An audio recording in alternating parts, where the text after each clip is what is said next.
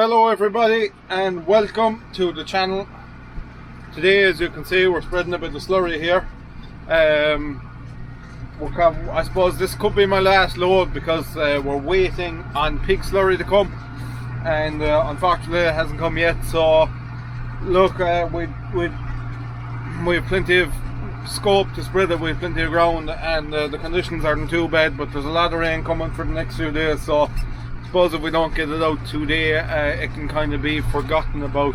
Anyway, what I'm going to do is, seeing as I have a bit of time on my hands there now, once I get into the field here, I'll fold out the trailing shoe and we'll give an old walk around it there, and we'll show you the workings of it and such and such. Right, so this is our trailing shoe. The difference between a trailing shoe and a dribble bar is these rubber boots and these steel plates, I suppose you call them. They kind of make a slit in the ground. I suppose in really dry conditions they don't make a slit. All they do is separate the grass, but when the ground is a small bit tender there, it digs in a small bit and the slurry fills your slot, which seems to be a great job. This one is on 50mm pipes. A lot of them are 40s. There's a couple of them off there now at the moment. When we got this trailing shoe, I changed an awful lot of the pipes. As you can see, these ones along here were changed, but the mistake I made was I didn't change every single one of them, because what's actually happening is, if you take for instance this one, while this pipe isn't cracked or anything, it's gone so hard that it doesn't squeeze. So if it just pops off there or anything, the clips aren't even squeezing it anymore, and it just can't squeeze any more than it already is. So by right they should have all been renewed, but she's working away fine. Look, I suppose in time to come I'll probably change the rest of them. I'm missing a spring plate at the other side that got pulled off, so I have to order one of them. But other than that, we're flying away. I'll go up there and I'll give a quick look at the Macerator. Right, so in the last video you would have seen I was telling you about your kind of two dinner plate shaped discs. They're going up against the inside here, they're going up against all that, and it's cammed, so it's going in that sort of a rotation. If you wanted to change over to splash plate spreading, you just put your pipe onto this and you can spread with a splash plate in. But that's kind of, I suppose, the main workings of the Macerator. Like I say, the first day out, kind of few days out with it, blocked solidness, and I'd say we give an awful lot of 3 or 4 hours or maybe more unclearing pipes and power washing them out and all that kind of thing. But since we set it up properly, we haven't had any issues since. I do check it from time to time just to see is there any massive amount of build up or stuff, and if you'd find funny things inside it, like plastic bottles and that kind of thing. So I do check it every now and again, but generally I don't really have to go near it. So I suppose that's kind of the Macerator really. Like I say, I'm waiting on this pig slurry and there still isn't a sign of it, so while I'm putting out this load now, I'm going to send up the drone and you'll get a good view of what's going on.